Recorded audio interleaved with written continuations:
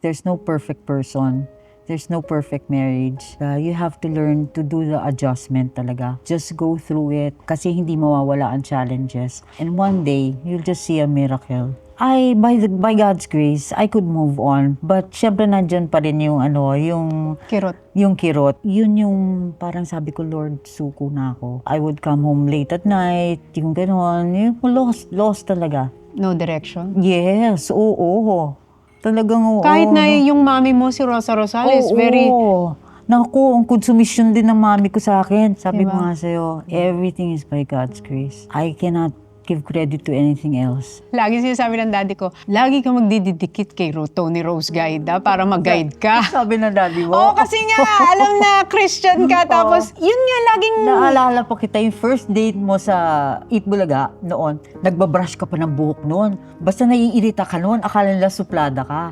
Sabi ko, hindi, mabait yan. Actually, yung tawag ko pa kay Ate Tony noon, Mommy Tony. Siya yung nagbibigay sa akin ng mga sound advice. Oh. Yung, wag mo boyfriend, mag-aso ka na lang. Naalala ko yung retriever mo na yun, oo. Yes, ikaw nagbigay din sa akin ng number, diyan ka kumuha ng aso.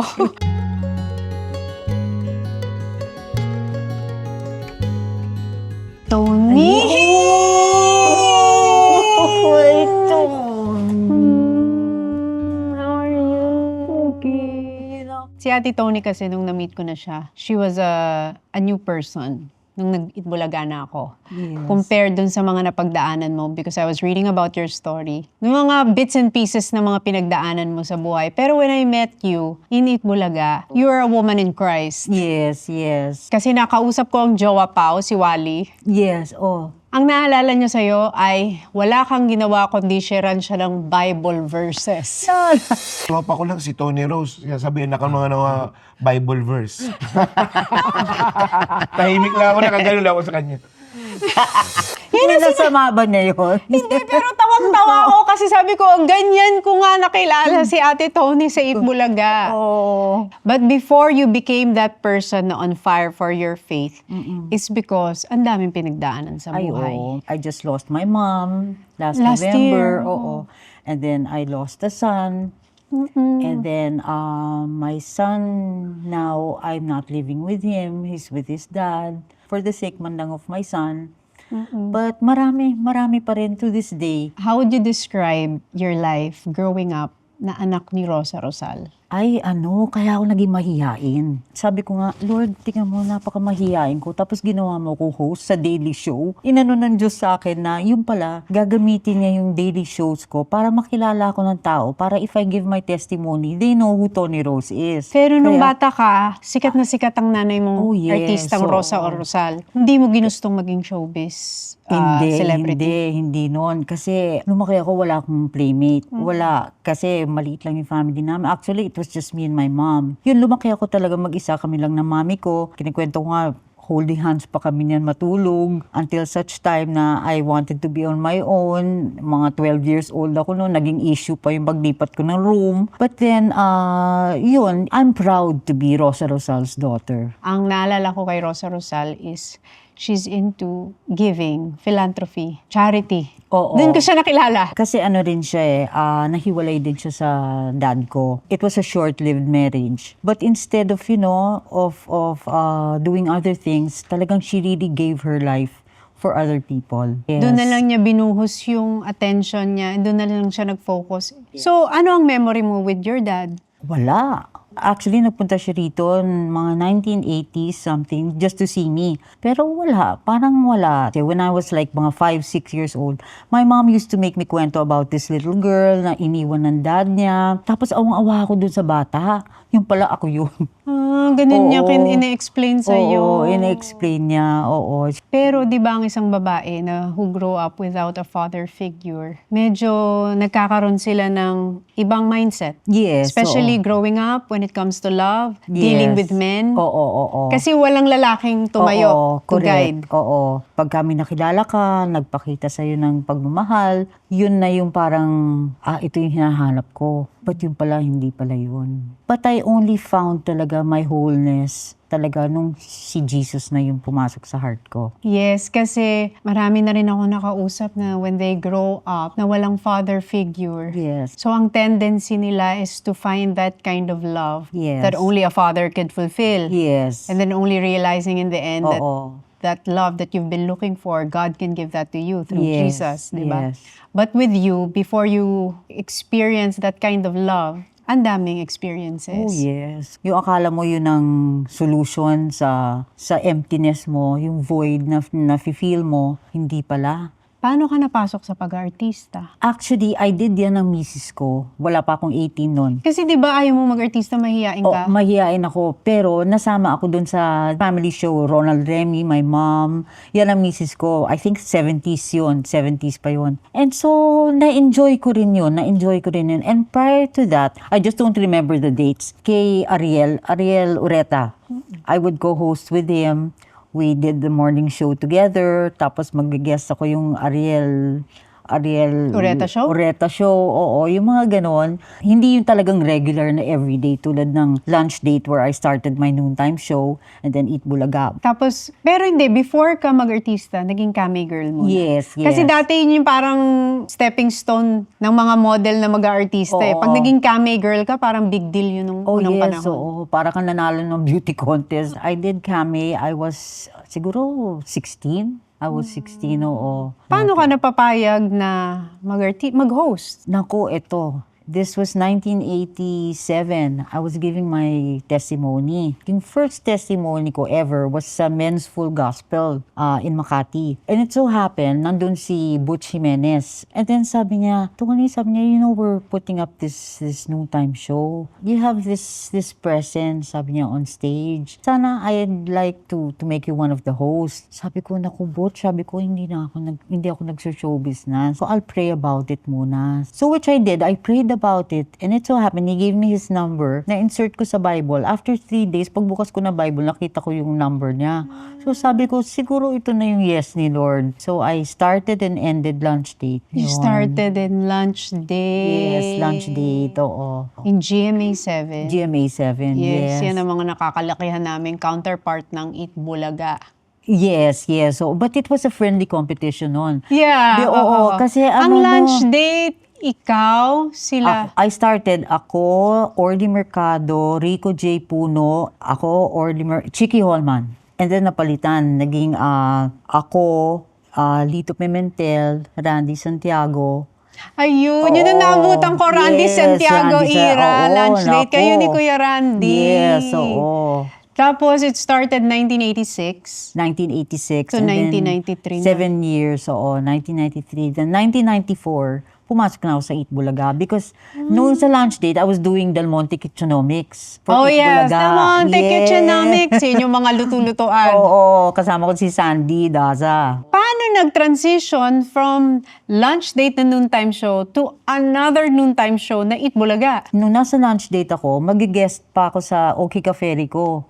Kasama Kasi si- hindi pa ganun kahektik ang rivalry. Yes, hindi pa gano'n, oo. So, mag-guest ako doon and friendly, naman. Tapos si Joey mag-guest minsan sa lunch date. There was a time, mag-a-appear siya, mag-guest appearance siya, panahon naman yan ni John Santos. Oo. Hindi kasi noon pwede pang magaganong-ganon. Yes. Ayun, Tapos, paano ka kinuha sa Eat Bulaga? Si Joey ang nagsabi, kasi I was doing Del Monte Kitchenomics na pinapalabas sa Eat Bulaga. Pero nasa lunch date ako noon. So, So, after that, siguro, inabsorb na lang nila ako. Ginawa na nila ako, 1994. After mo ng lunch date. Yes. So, simulan 1986, naging staple na si Tony Rose Gaida sa noontime show Yes. hanggang 2014. For me, nakilala si Tony Rose Gaida na beautiful face na nag-host sa television. Ay, thank you. But at the same time, nung nakilala ka na rin ng mga tao, yun na yung, she's not only a host, she doesn't only have a beautiful face, but she's also a Christian on fire. Kasi nung pumasok na ako sa Itbulaga, lagi sinasabi ng daddy ko, lagi ka magdididikit kay Tony Rose Guide para mag-guide ka. Sabi ng daddy mo. Oo, kasi nga, alam na Christian ka. Tapos, yun nga, laging... Naalala pa kita yung first date mo sa Eat Bulaga noon, nagbabrush ka pa ng buhok noon. Basta naiirita ka noon, akala nila suplada ka. Sabi ko, hindi, mabait yan. Naalala ko yun kasi ang pinakauna kong naging kaklose nga, si Ate Tony. Ikaw ang unang isa sa pinaka naging mabait sa akin. Actually, yung tawag ko pa kay Ate Tony noon, Mommy Tony. Siya yung nagbibigay sa akin ng mga sound advice. Oh. Yung, wag mo boyfriend, mag-aso ka na lang. Naalala ko yung retriever mo na yun, oo. Yes, ikaw nagbigay din sa akin ng number, diyan ka kumuha ng aso. Kumuha ako ng aso, which is nakatulong, hindi talaga ako nag-boyfriend. Tapos yung mga trips ng Itbulaga abroad. Yun yung isa sa mga pinanghahawakan kong memory that is still very close to my heart, yung mga days na nagsama tayo sa Bulaga. Pero when we were doing Itbulaga, may mga challenges ka pa rin nun sa buhay kahit na on fire ka na for God and with your faith. You were also dealing with different challenges like Oh, yes. as a oo. mother. Yes, I boys. didn't have my kids pa with me at that time. So pagka yung I would only have them weekends. Paano mo na-navigate yun? Handling your marriage and the 2 kids. And you're working every day. Kasi, I don't know if you shared this, but nawalan ka ng custody with the kids? Yes. So for a while, this was early 80s. But then in 1988, by the grace of God, without having to go to court, without something happened, na binigay na lang sa akin yung mga anak ko. Yun talagang they were delivered to me. At least I could have them. Nabaliktad naman. Weekends naman sa daddy nila. Ayun. Di ba once a relationship fails, like for example, the marriage that you Oo. had, may natututunan ka about love. Oh yes. What's that one lesson na binaon mo, na natutunan mo dun sa marriage that didn't work? There's no perfect relationship. There's no perfect person. There's no perfect marriage. You have to learn to do the adjustment talaga. And if you're married, stay married. Just go through it kasi hindi mawawala ang challenges. And one day, you'll just see a miracle. Oo. So, you walked away from your marriage? I did, oo. What made you walk away from your marriage? Kasi bata pa kami pareho noon eh. So, syempre, meron siyang night out with the boys. Pagka yung may mga issue tungkol sa ibang babae or ganyan, syempre nadadala mo yan. And then yun, it started from there until sinabi ko na sa sarili ko na I don't think this is going to work. And I walked out. And of course, looking back, I shouldn't have. Dapat talaga, for the sake man lang of my kids. And and in the end, hindi lang naman ako yung problema. Naging problema rin ako sa kanya. But now, I'm okay now. And of course, wala na yung isang anak ko. 2010, when he passed. So, by God's grace, I could move on. But syempre nandyan pa rin yung Kirot. yung kirot. Paano mo inandal yun na you were working every day? Well, Paano yung pagbangon nun? Paano yung healing? God's grace din lahat eh. Because I made sure that, yung talagang I belong to a Christian group, a Bible study, and malaking naitulong sa akin talaga nung regular discipleship, as you would call it. Kaya siguro I was able to really move on. May Oo. question ba kay God during that time? Hindi. Hindi yung, why Lord, why is this happening to me? Kasi alam mo rin naman yung mga mali mo eh. So, it became, what now, Lord? So yun, I think I'm able to minister more to other people. Before you become a Christian, may journey yan eh. It's either you hit rock bottom or Which I did. magkakanon. Oo. It happened to you? Oo. When you say when you hit the rock bottom, when was that era nung buhay mo? Yung time na nakita kong kinuha na sa akin yung mga anak ko. Kasi it was New Year's Eve noon, natatandaan ko. So, nung New Year's Eve na yun yung nag-hug sa akin yung mga anak ko. Mommy, I want to be with you. I want to be with you. Tapos, hiniwalay sila sa akin. Tapos nakita ko, sinakay sila sa kotse, umiiyak sila, tinatawag nila, Mommy, Mommy. And talagang I was really crushed. Yun yung parang sabi ko, Lord, suko na ako. Bakit kinuha yung anak mo sa'yo? They branded me as an unfit mother. Yun. So, kinuha sa akin yung mga anak ko. And those were the days na you were still lost and you were not yet walking with the Lord. Yes, oo. I would come So home you were late at doing night. you were oo. doing everything your way. Yes, oo. I would come home late at night, yung gano'n. Yung lost talaga. No direction. Yes, oo. Talagang oo. Kahit na yung mami mo si Rosa Rosales, very Naku, ang konsumisyon din ng mami ko sa akin. would you consider na nung time na yun you were rebelling against your mom? Kasi she was Siguro trying. meron din, oo. Di ba may ganun ng isang Oo. bata na parang you wanna prove them wrong. You wanna prove something to yourself. Yes, yes. To your oo, parents. Oo. At saka when I was growing up kasi, yung my mom, palibasa talagang yung talagang the way she is, the way she lived her life also, parang she wanted me to be like her. So parang sabi ko, Ma'am, hindi porke lumabas ako sa'yo, pareho tayo ng thumb mark. Sabi ko, magkaiba pa rin tayo. But looking back, alam mo, the last 5 years, we were together. Yung talaga, I really made it a point to thank my mom every day and to say sorry every day. And ayun, and pag tinuturo niya sa akin nun, yung nire-reject ko noon. Mhm. But later on, pag nilingon ko, mothers are still right. All they ever want for you is It's the best. yun yung stage in your life na you would say because you were trying to prove to your mom Oo. na you can handle life on your own Or that I was different. from her. Oo. That I wasn't Rosa Losal. I was Tony Rose Gaida. Gaida. Bakit yung Tony Rose Gaida tapos siya Rosa Rosal? Ba't ikaw Gaida? Hindi, Rosa Gaida kasi yung daddy ko.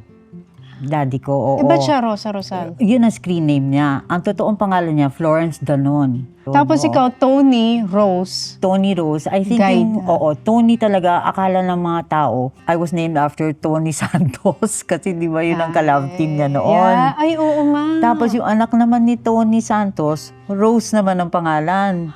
Oo, so akala nila I was named after him. Pero hindi. Yung totoo noon, I was named after my dad. Because my dad was Walter Anthony Gaida. Actually, it's Gaida. Pero I wanted it to sound Pinoy, kaya ginawa kong Gaida. Oo, kasi para nahihiya ako na ayoko. American ba daddy mo? Polish-American.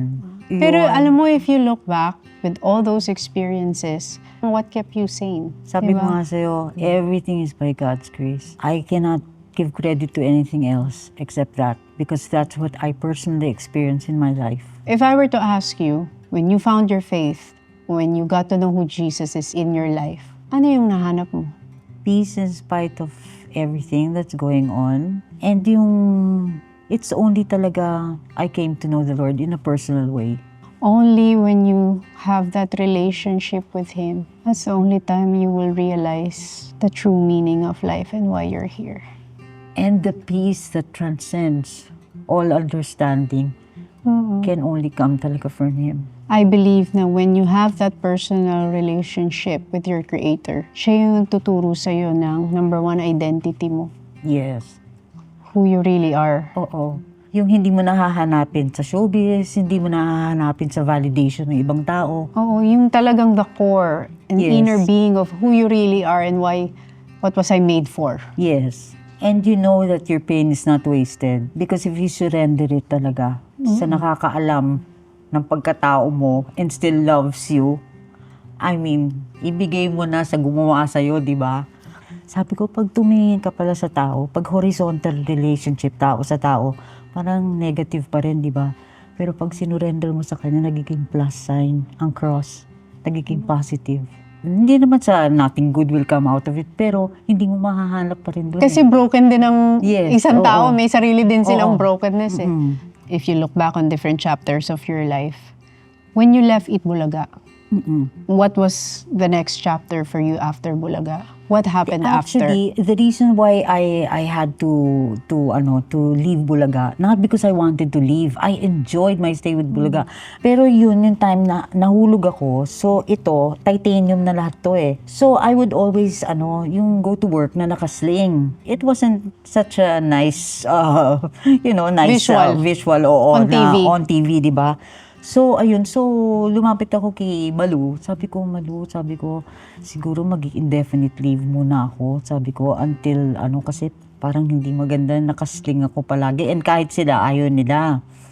And so, Ako, I decided to take that leave. But then, may mga nangyari after. Tapos may mga parang gulo-gulong nangyari before. But last Saturday, I decided to, sabi ko, mag-visit kaya ako kila Vic. So, dumaan lang ako, tapos bigla ako nilabas. Kala bumalik ako, hindi ako bumalik. Nag-guest lang ako doon. And it was talaga, family pa rin talaga. Yung talagang ang sarap pa rin ng feeling. Yes. Pero hindi ka ba nanibago no na after Eat Bulaga? Kasi di ba pag naging regular ka sa noontime Oo, show, oo. maninibago ka na the next day sa bahay ka magla-lunch. So paano yung But adjustment? that time kasi, nagtitherapy rin ako for my arm. So, more or less, meron akong ginagawa rin na iba nun. Para talagang- hindi matuon doon yung attention Yes, na yes, manibago oo. na nawala yung routine. Although, nanibago rin ako. Kasi, syempre, you wake up at a certain time and then maghahanda ka. Kailangan you're out of the house by this time. Yung routine nga, Yeah. yung gano'n. Oo, nakakanibago rin. So how would you describe your journey in television? I enjoyed it. And like now, I'm doing this radio TV for Aliw Channel. Na-enjoy ko pa rin. Kasi nasa atin na eh. It comes out naturally. Oo, it comes out naturally. Tsaka nakausap ko yung mga senior na mga seasoned na artista or yung mga seasoned TV hosts. Even si Bossing, he said that once na pumasok ka sa showbiz, hindi mo naiisip yung salitang retirement. So when you do speaking engagements, what's one story that you want them to hear from you? The way the Lord wants me to live my life now. Tony will not be Tony the way the Lord wants me to be kung wala siya. Yun ang naalala ko sa iyo, Ate Tony. She's always on fire for Jesus at saka yung sa faith niya. Oo. Parang you finally lived your life yung gusto ng mami mo. Come to think of it, yes. I'm living the life my mom wanted me to live. Diba? Not yet all that, but Getting in there. that direction, yes. In that direction Oo. na dream niya for you. That's Yes. probably her dream for you. Oo. Was it hard when you lost her last year? Actually, the Lord prepared my heart also. I would always hold her hand and tell her, Mom, I love you. That's why when the Lord took her home, I knew that she was in a much better place. And she is much, much happier now, being with the husband she never had, the father she never had, sitting on his lap and telling her, Rosa, well done. What do you think is the greatest legacy of your mom? It's living her life for other people. Every need na ilapit sa kanya, she always found a way to solve things for the person in need. She lived a life of service. Yeah, exactly. So if your mom is remembered for serving others, how do you want people to remember you when they say, Tony Rose Gaida? Being there also for people and and not wasting my pain. Yung talagang using it also to serve. Yun ang gusto kong magawa. Sana I finish well.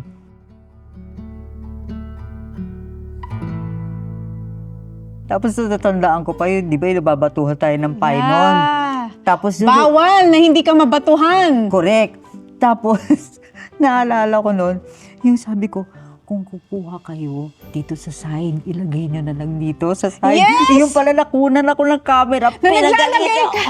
Pinagalitan ako ni Malu, galit na galit sa akin. Kasi dinadaya mo para hindi ka na malagyan ng icing. Correct. Kasi di ba kung may lakad ka after, ang Yeah. hirap magsa-shampoo pa tayo. Eh, may mga racket tayo nun Oo, eh. may mga racket tayo after the show. Yeah. Oo, yung nakita niya, na nilalagay ko na ganyan, pinagalitan, galit talaga sa akin, no?